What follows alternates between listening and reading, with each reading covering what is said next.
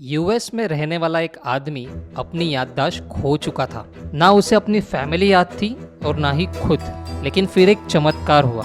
जैसे ही उसे अपना फेवरेट सॉन्ग सुनाई दिया, वो गाना वो गुनगुनाने लगा, हंसने लगा, सबसे बातें करने लगा और इसी तरह उसकी याददाश्त फिर से लौट आई।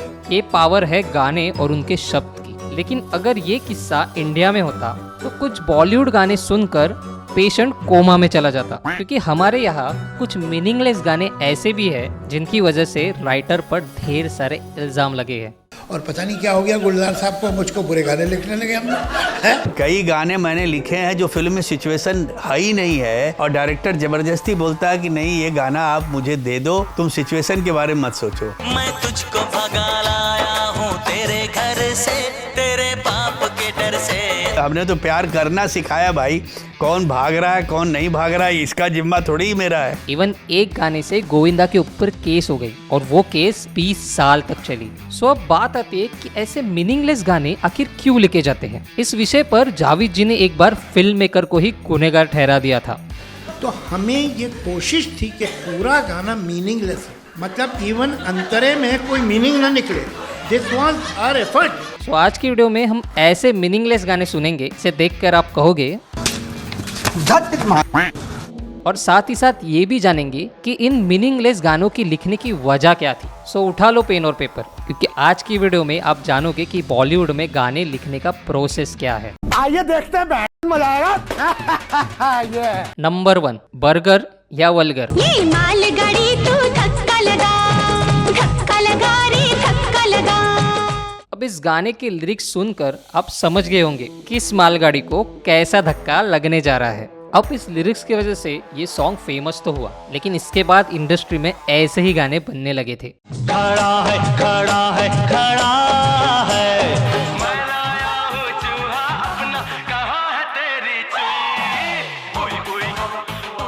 सो अब सवाल आता है कि ऐसे गाने लिखे क्यों जाते हैं। तो इसकी 2 पॉसिबिलिटी है, जिसमें पहली पॉसिबिलिटी है ऑडियंस और दूसरी पॉसिबिलिटी है कोरियोग्राफर।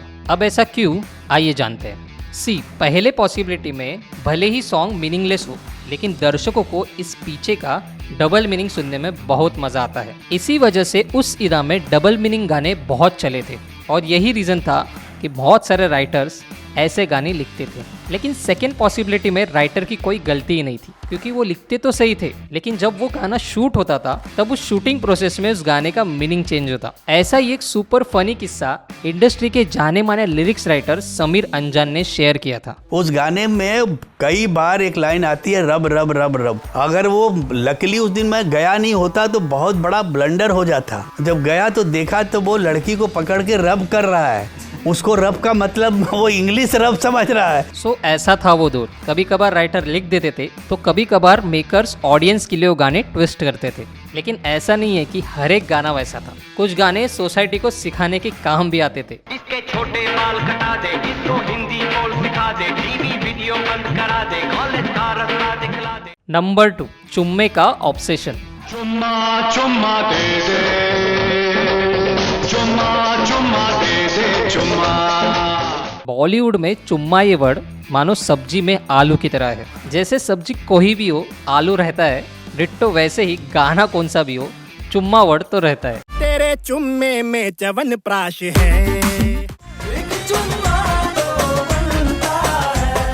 लेकिन इसी चुम्मा वर्ड ने गोविंदा की लाइफ खराब कर दी थी। एक चुम्मा तुम मुझको उधार दे दे और बदले में यूपी बिहार ले ले। अब एक चुम्मे के लिए यूपी बिहार को दाव पर लगाना एक यूपी के लॉयर को बर्दाश्त नहीं हुआ और रीजनल सेंटिमेंट हर्ट होने की वजह से उसने गोविंदा पर केस कर दिया और ये केस 20 साल तक चली। लेकिन सिर्फ यही एक किस्सा नहीं है, इंडस्ट्री में ऐसे ढेर सारे गाने हैं, जैसे करिश्मा का सेक्सी सेक्सी वाला सॉन्ग, सेक्सी सेक्सी सेक्सी मुझे लोग बोले, जिसमें सेक्सी वर्ड को बदलकर बेबी कर दिया था। बेबी मुझे लोग बोले। या फिर शाहिद कपूर का ढैन टैन एन वाला सॉन्ग, दिल दिल तेरा मेरा दिल्ली का दिल, कौड़ी कौड़ी पैसा पैसा पैसे का खेल, जिसमें तेली वर्ड को तेली समाज की वजह से म्यूट कर दिया था। दिल दिल तेरा मेरा, कौड़ी कौड़ी पैसा पैसा पैसे का खेल। सो ऐसे गाने की कंट्रोवर्सी ढेर सारी है। अगर आपको इस पे एक डेडिकेटेड वीडियो चाहिए तो हमें कमेंट करके जरूर बताएं। नंबर 3, लिरिक्स के बादशाह। बॉलीवुड इंडस्ट्री में लिरिक्स राइटर बोले तो 2 चेहरे हमेशा याद आते हैं, जिसमें से पहला चेहरा है जावेद अख्तर, जिन्होंने तुमको देखा तो एक ख्याल आया ये वाला गाना 8 घंटे में लिखा था। तो वो गाना मैंने 9 मिनट में लिख के उसे दे दिया ये लोग। फिर वो जगजीत सिंह ने गाया, वो गाना है तुमको देखा तो ये ख्याल आया। एंड सेकेंड नाम है वन एंड ओनली गुलजार साहब।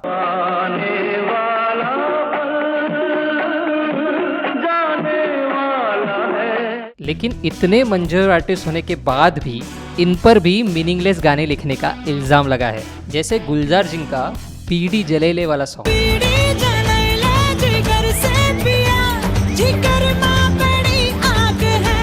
और जावेद जी का 1 2 3 4 वाला सॉन्ग।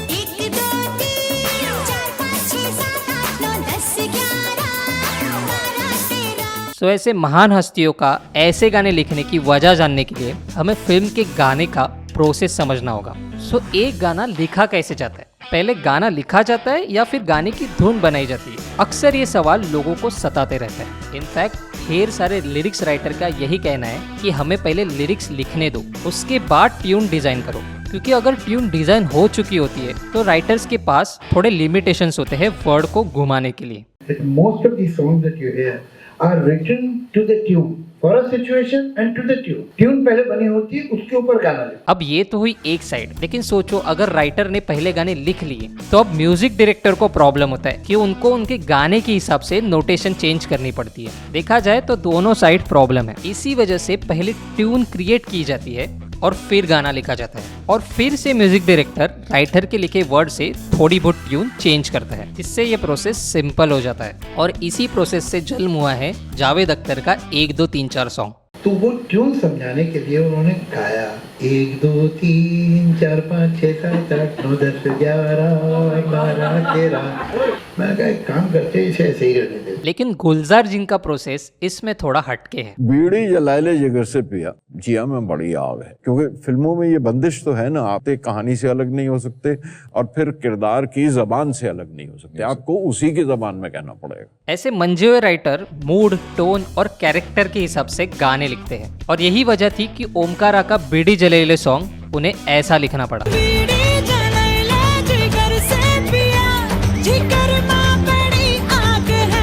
इवन जावेद जी को दर्द डिस्को लिखते वक्त स्ट्रिक्टली इन्फॉर्म किया था कि ये गाना मीनिंगलेस ही लगे। इवन समीर अंजान जी का भी यही कहना है कि वो गाने अपने मर्जी के लिए नहीं बल्कि लोगों को रिलेट करने के लिए लिखते हैं। मुझे वो लिखना था जो एक ऑटो चलाते हुए आदमी गाते हुए गुजर जाए। नंबर 4, इतनी हेरा फेरी। हेरा फेरी सीरीज कहे तो याद आते हैं मीम्स, लेकिन इन मीम्स के पीछे छुपे हैं इनके एक्चुअल गाने जो सुपर फनी है।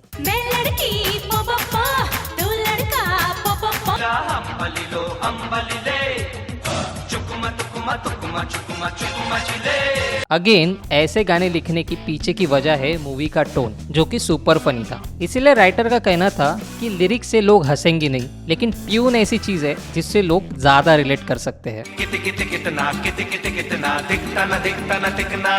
और इसी वजह से हेरा फेरी के सभी गाने नोटेशन बेस्ड है। नंबर 5, लेट्स डांस छोटू मोटू।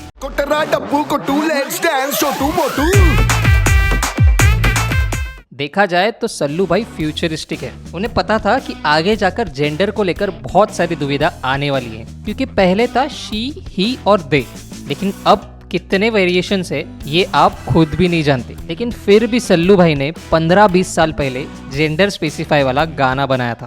तुम लड़की हो मैं लड़का। फिर आता है सल्लू भाई का वो सॉन्ग जिसका एक तो क्वेश्चन गवर्नमेंट एग्जाम में जरूर पूछा जाता है। मेरे बाप की बेटी मेरे को भाई बोलती, मेरे बाप की बीवी मेरे को बेटा बोलती। फिर ऐसे सक्सेसफुल सॉन्ग्स होने के बाद उन्होंने बच्चों को सिखाने का जिम्मा अपने सर उठाया। सो अब बच्चों को ABCD तो सिखा दी थी, सो अब बारी थी बच्चों को नर्सरी राइम सिखाने की। Twinkle, twinkle, little star, how I wonder what जुआ। लेकिन अगर मजाक से हटकर बात करें तो ऐसे गाने बनाने के पीछे सल्लू भाई का एक ही रीजन था कि गानों से बच्चे ज्यादा सीखते हैं, इसलिए उन्होंने ऐसे गाने बनाए जिसे बच्चों को गाकर सीखने का इंटरेस्ट बढ़ सके। अब इंटरेस्ट कितना बड़ा ये तो पता नहीं, लेकिन इन गाने से सल्लू भाई जरूर ट्रोल हो गए। इवन आपने भी नोटिस किया होगा कि डे बाय डे सल्लू भाई डांस में कम पड़ते जा रहे हैं। एक जमाना था जब सल्लू भाई ने ओ जाने जाना पे एंट्री मारी थी, लेकिन अब सिकंदर में वो कैसे डांस कर रहे थे ये सबने देखा। ऐसा आखिर क्यों सल्लू भाई डे बाय डे कम पड़ते जा रहे हैं? इस पर हमने एक डेडिकेटेड वीडियो बनाया है जिसे आप स्क्रीन पर क्लिक करके देख सकते हैं। और हाँ, जाने से पहले चैनल को सब्सक्राइब करना ना भूलें। हम फिर मिलते हैं एक नए इंटरेस्टिंग टॉपिक के साथ। Thank you for watching.